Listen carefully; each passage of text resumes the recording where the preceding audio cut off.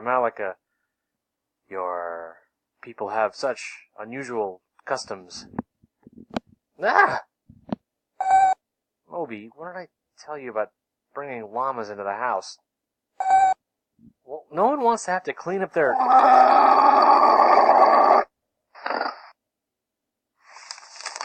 Dear Tim and Moby, who were the Incas? From Andy. The Incas were a society that flourished in the Andes Mountains of South America hundreds of years ago. Before Europeans arrived, the Inca civilization had the largest empire anywhere in the Americas. At its height, it stretched from the border of present-day Colombia all the way down to Santiago, Chile. Yeah, it was huge. It covered almost 800,000 square kilometers and had more than 10 million people. Incan government was organized sort of like the Roman Empire.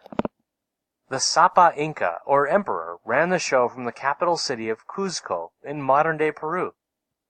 Beneath him, the empire was divided into 4 provinces, each with its own territorial government.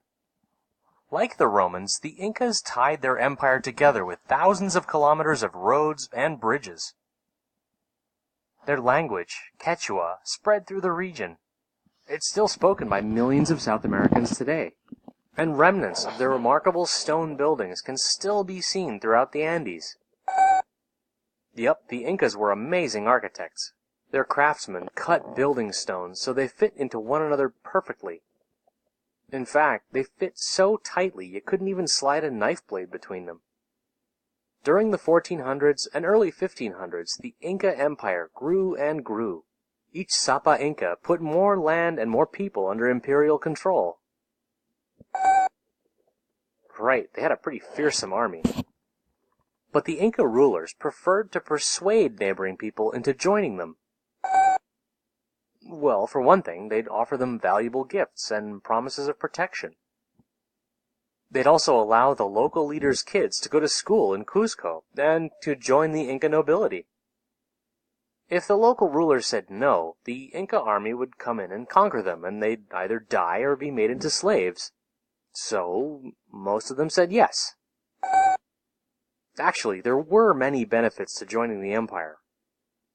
The Incas built vast storehouses for grain, which helped them survive crop failures.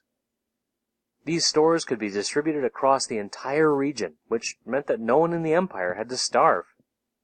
When the Incas absorbed neighboring tribes, they let the people share in their wealth. In return, the people would have to pay a form of tax called mita. For a few months each year, people were required to work on public projects like roads, buildings, and bridges.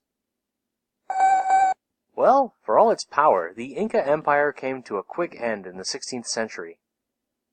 In 1532, Francisco Pizarro arrived on the scene. He was a conquistador, or conqueror, from Spain. Pizarro had just a few hundred soldiers with him, but because they had guns, swords, armor, and horses, they were able to kill thousands of Incas and capture their emperor. By 1572, Inca society had been completely destroyed. Now, can you get this llama out of here?